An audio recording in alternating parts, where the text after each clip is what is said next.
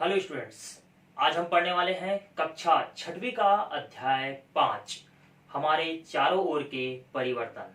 ठीक है, आज इसका हम लोग भाग 1 पढ़ने वाले हैं। ठीक है, भाग 1 पढ़ेंगे, उसमें ये जो मुख्य टॉपिक है उसको आज हम लोग क्या करेंगे, समझेंगे। ठीक है, पहला नंबर टॉपिक जो है तीव्र एवं मंद परिवर्तन, दूसरा है उत्क्रमणी और अनुत्क्रमणी परिवर्तन, और तीसरा जो है वो है आवर्ती और अनावर्ती परिवर्तन। ठीक है, तो इसके बारे में आज हम लोग क्या करेंगे, समझेंगे। ठीक, तो सबसे पहले तो बात करना है, क्योंकि हम अध्याय का नाम ही देख रहे हैं हमारे चारों ओर के परिवर्तन।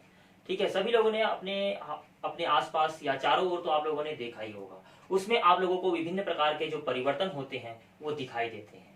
ठीक है, जैसे कि बात कर सकते हैं, है ना, अगर हम अपने आसपास देखते हैं तो विभिन्न प्रकार के परिवर्तन, जैसे कि बात कर सकते हैं सुबह से लेकर शाम तक के तापमान में क्या होता है, परिवर्तन होता है।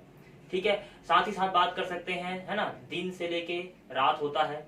उसी प्रकार से बात कर सकते हैं जैसे कि, है ना, हवा का चलना, या बात कर सकते हैं बारिश का होना।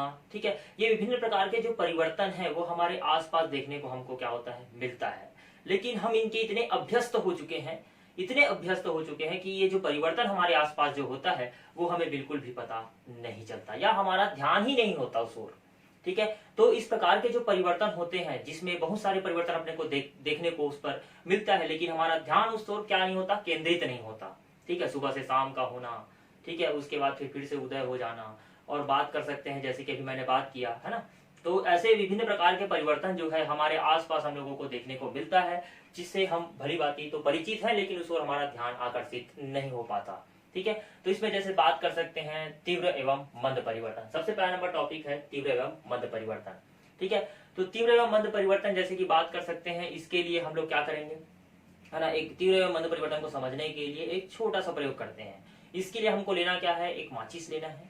ठीक है, साथ ही साथ हमको लेना है लोहे का बुरादा लेना है, कपड़ा लेना है ना, और साथ ही साथ हमको लेना है पानी लेना है।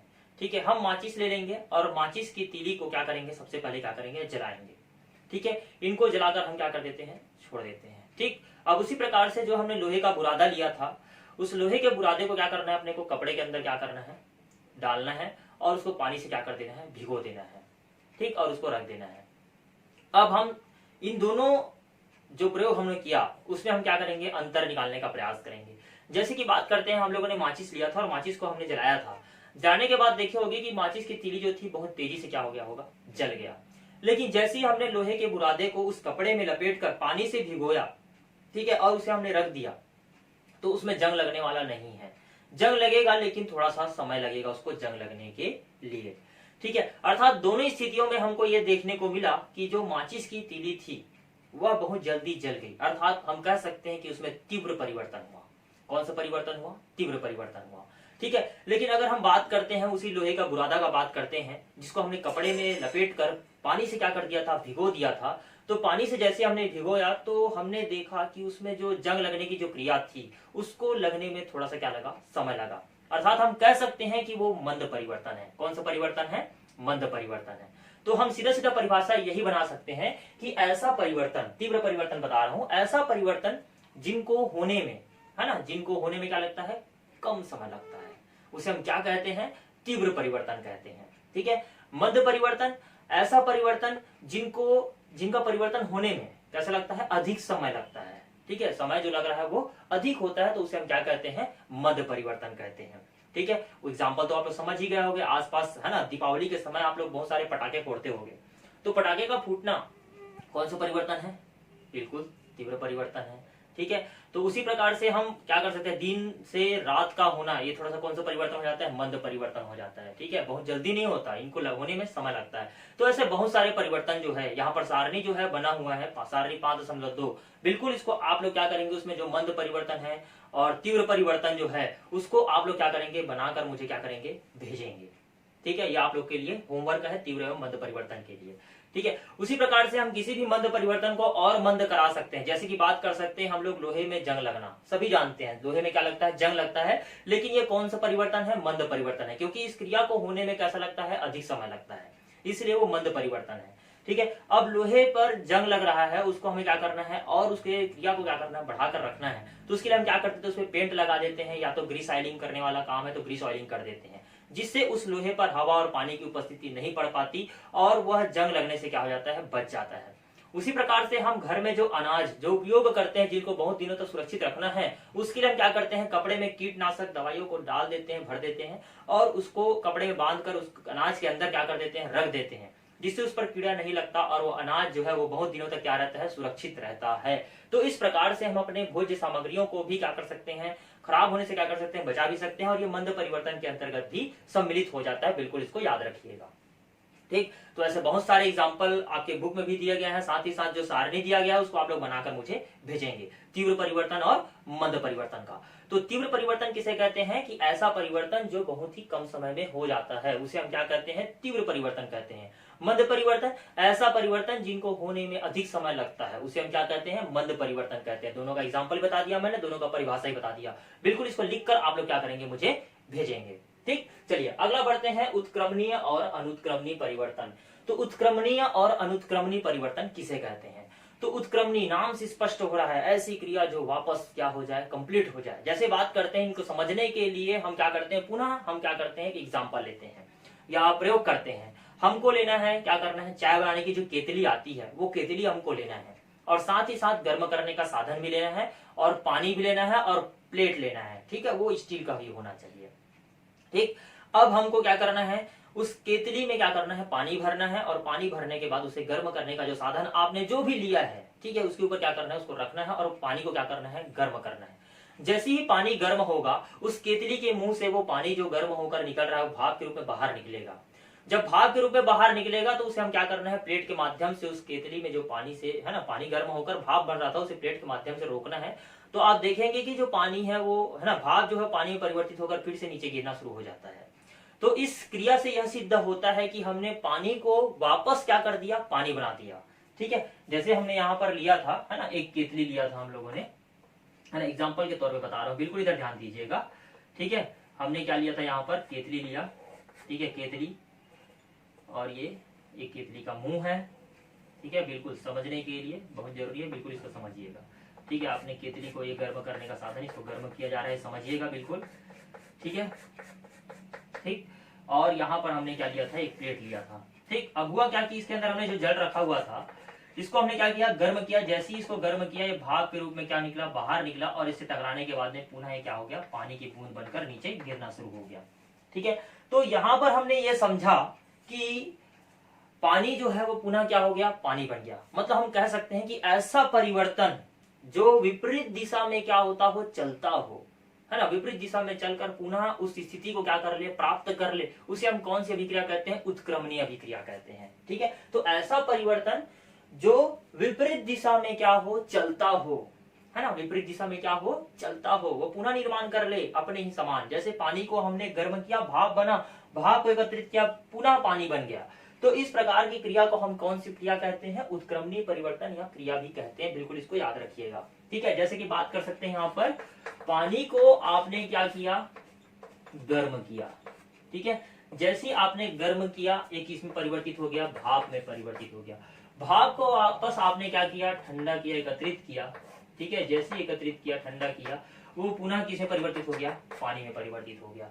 तो देखो यहाँ पर ये जो सिंबल आपको दिखाई दे रहा है, एक ऐसा दिखाई दे रहा है और एक ऐसा, इसे हम लोग क्या कहते हैं, उत्क्रमणीय अभिक्रिया का सिंबल भी कहते हैं। बिल्कुल इसको याद रखिएगा। ठीक है, तो ये जो क्रिया जो नजर आ रही है वो उत्क्रमणीय अभिक्रिया का है ना, एग्जाम्पल है।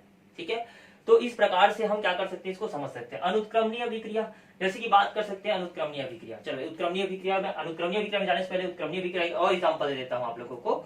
आप लोगों को क्या करना है, जो साइकिल का ट्यूब का जो रबर होता है उसको क्या करना है, खींचना है।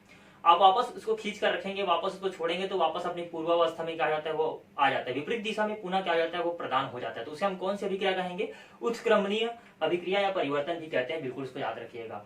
अब बात करते हैं अनुत्क्रमणीय परिवर्तन। तो अनुत्क्रमणीय परिवर्तन जैसे कि है ना, सीधा सीधा बोल सकते हैं कि ऐसी अभिक्रिया या ऐसा परिवर्तन जो पुनः या विपरीत दिशा में नहीं चलता, विपरीत दिशा में नहीं चलता, उसे हम क्या कहते हैं, अनुत्क्रमणीय परिवर्तन कहते हैं। ये तो है ना, अपनी विपरीत दिशा में चल रहा था, ये विपरीत दिशा में नहीं चलता।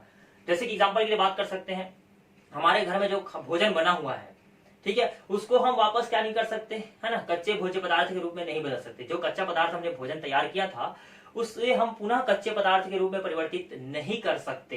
ठीक है, तो इस प्रकार से हम कह सकते हैं कि वो क्रिया कौन सी हो जाएगी, अनुत्क्रमणीय परिवर्तन हो जाएगी। कौन सी परिवर्तन हो जाएगी, अनुत्क्रमणीय परिवर्तन, अर्थात ऐसा परिवर्तन जो है ना, जो विपरीत दिशा में नहीं चलता है, जो विपरीत दिशा में नहीं चलता उसे हम क्या कहते हैं, अनुत्क्रमणीय परिवर्तन कहते हैं। मतलब एक बार जब बन गया तो वापस बनने वाला नहीं है। जैसे उदाहरण और बात कर सकते हैं, कागज को आपने जलाया, राख बन गया, वापस उस राख से कागज बनने वाला नहीं है। लकड़ी को आपने जलाया, एक राख बन गया, उस राख से वापस लकड़ी बनने वाला नहीं है।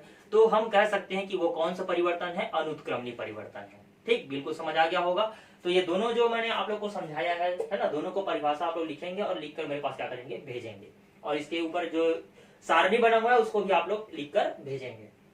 ठीक, बात करते हैं आवर्ती और अनावर्ती परिवर्तन। तो आवर्ती और अनावर्ती परिवर्तन, देखो अनावर्ती और आवर्ती परिवर्तन को समझने के लिए बहुत ईजी है ना।